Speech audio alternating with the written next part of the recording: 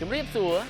នេះគឺជាសេចក្តីរាយការណ៍ពីជាងបច្ចេកទេសដែលនាំមកបង្ហាញពីខ្ញុំតាំងឈុនលេងជាគ្រូបច្ចេកទេសប្រចាំនៅមជ្ឈមណ្ឌលបណ្ដុះបណ្ដាលបច្ចេកទេសកម្ពុជាបាទថ្ងៃនេះខ្ញុំនឹងណែនាំអ្នកទាំងអស់គ្នាឲ្យមកស្គាល់អំពីម៉ាស៊ីនច្រូតស្រូវ Kubota DC 70 Pro ដែលជាស៊េរីថ្មីចុងក្រោយបំផុតតែបច្ចុប្បន្ននេះគេកំពុងនិយាយអំពីឧស្សាហកម្មកសិកម្មព្រោះគេកំពុងកែតម្រូវនិងបន្ថែមប្រសិទ្ធភាពនៃការច្រូតកាត់និងជួយបន្ថែមភាពងាយស្រួលទៅដល់អ្នកប្រើប្រាស់ឲ្យកាន់តែល្អជាងមុនមានបងប្អូនជាច្រើនប្រហែលជាឆ្ងល់ថាស៊េរីនេះខុសពីស៊េរីមុនយ៉ាងដូចម្ដេចថ្ងៃនេះខ្ញុំនឹងមកណែនាំនៅចំណុចនីមួយៗធានាថានៅពេលដែលស្ដាប់ចប់ហើយនឹងយល់ថាហេតុអ្វីបានជាស៊េរី DC 70 Pro គួរឲ្យចាប់អារម្មណ៍បែបនេះចំណុចដំបូងដែលចង់និយាយឲ្យស្ដាប់នោះគឺមានបន្ថែមនៅបន្ទះស្វានផ្ដេករបស់ក្បាលច្រូតចំនួនកន្លះជុំដើម្បីជួយបន្ថែមប្រសិទ្ធភាពក្នុងការនាំស្រូវទៅបរិវេណបំពង់កឲ្យកាន់តែប្រសើរជាងមុនធ្វើឲ្យការច្រូតស្រូវបានកាន់តែល្អជាងមុននិងកាត់បន្ថយបញ្ហាស្រូវជាប់ត្រង់បំពង់កនាំស្រូវសម្រាប់បន្ថែមភាពងាយស្រួលក្នុងការថែទាំធ្វើឲ្យការគ្រប់គ្រងកាន់តែមានភាពងាយស្រួលជាងមុនដោយគ្រាន់តែប្រើដៃម្ខាងក៏អាចបញ្ជាធ្វើការបានទាំងការបត់ការបើកទៅមុខថយក្រោយឬក៏ការផ្លាស់ប្ដូរលេខទាំងនេះនឹងជួយឲ្យអ្នកបើកបរមិនមានភាពនឿយហត់ហើយអាចធ្វើការបានរយៈពេលយូរជាងមុនហើយអ្វីដែលសំខាន់នោះគឺ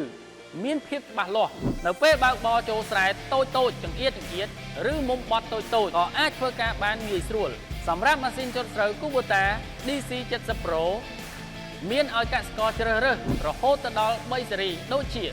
1. DC 70H Pro ប្រភេទច្រកស័ក្តិសមជាមួយនឹងដីស្រែខ្នាតតូចឬក៏ខ្នាតកណ្ដាលដែលមានកម្មករកាន់ការុងសម្រាប់ច្រកឡានដឹកអាចបើកចូលដល់ទីតាំងបានយ៉ាងងាយទម្ងន់រថយន្តដឹកស្រាលអាចបត់បែនបានយ៉ាងងាយ 2. DC 70G Pro ជាប្រភេទធុងស្តុកស្រូវស៊េរីនេះខុសពីស៊េរីដំបូងដោយមានការដំឡើងធុងស្តុកស្រូវជាប់ជាមួយនឹងតួម៉ាស៊ីនច្រូតស្រូវតែម្ដងដោយមិនចាំបាច់មានកម្មករកាន់ការុងសម្រាប់ធ្វើការច្រកស្រូវនោះទេដោយកសិករគ្រាន់តែយកម៉ាស៊ីនច្រូតស្រូវទៅផ្ទេរស្រូវចេញពីធុងស្តុកស្រូវនៅពេលដែលបរិមាណស្រូវពេញធុង 3. ដែលជាស៊េរីចុងក្រោយគឺ DC 70G Pro Cabin ជាប្រភេទដែលបំពាក់ជាមួយនឹងម៉ាស៊ីនត្រជាក់និងភ្ជាប់ជាមួយនឹងធុងស្តុកស្រូវតែម្ដងសម្រាប់ស៊េរីនេះមានបន្ថែមនៅម៉ាស៊ីនត្រជាក់ដើម្បីឲ្យអ្នកប្រើប្រាស់មានភាពងាយស្រួលជាងមុនអ្នកបើកបរជៀសផុតពីល្អងធូលីនៅពេលដែលធ្វើការច្រូតកាត់និងអាចធ្វើការបានយ៉ាងរលូនពេញមួយថ្ងៃ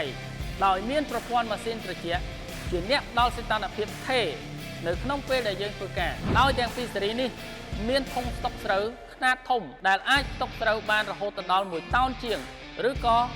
1700 លីត្រធ្វើឲ្យការធ្វើការបានជាបន្តបន្ទាប់ដោយមិនចាំបាច់ធ្វើការផ្ទេរគ្រាប់ស្រូវទៅរថយន្តដឹកជាញឹកញាប់នោះទេសម្រាប់គុណសម្បត្តិមួយទៀតដែលជាចំណុចពិសេសរបស់ម៉ាស៊ីនច្រូតស្រូវ DC 70 Pro គឺធ្វើឲ្យគ្រាប់ស្រូវជ្រុះតិចដោយមានកញ្ច្រែងបែងចែកស្រូវជា2ជាន់ហើយមានខ្នាតធំហើយឈុតកងកៅស្រូវនិងឈុតក្បាលច្រូតជាប្រភេទញែកដាច់ពីគ្នាអាចច្រូតបានទាំងស្រូវឈរនិងស្រូវដួលហើយធ្វើឲ្យស្រូវជ្រុះតិចទាំងមុនពេលចូលទូបោកនិងក្រោយចូលទូបោកទើបស័ក្តិសមជាមួយនឹងការដាក់ទុនមិនថាយកទៅស៊ីឈ្នួលម្ចាស់ស្រែក៏ពេញចិត្តឬក៏ធ្វើការច្រូតស្រូវខ្លួនឯងក៏នឹងទទួលបានផលជាទីពេញចិត្តក្រៅពីនេះតួម៉ាស៊ីនច្រូតស្រូវមានទម្ងន់ស្រាលមិនធ្វើឲ្យខូចផ្ទៃដីស្រែហើយផ្ទៃដីស្រែមិនមានជំហុកដូច្នេះហើយទើបមិនមែនជាឧបសគ្គក្នុងការរៀបចំដីនៅក្នុងរដូវបន្តបន្ទាប់មកទៀតហើយអាចធ្វើឲ្យកសិកម្មមាននិរន្តរភាពក្រៅពីមុខងារសំខាន់របស់ម៉ាស៊ីនច្រូតស្រូវ DC 70 Pro នៅមានចំណុចពិសេសលេចធ្លោគឺតម្លៃសមរម្យគ្រឿងបន្លាស់ងាយស្រួលរកតម្លៃសមល្មមសេវាកម្មក្រោយការលក់របស់ Kubota គឺមានទូទាំងប្រទេសលក់បន្តបានតម្លៃល្អ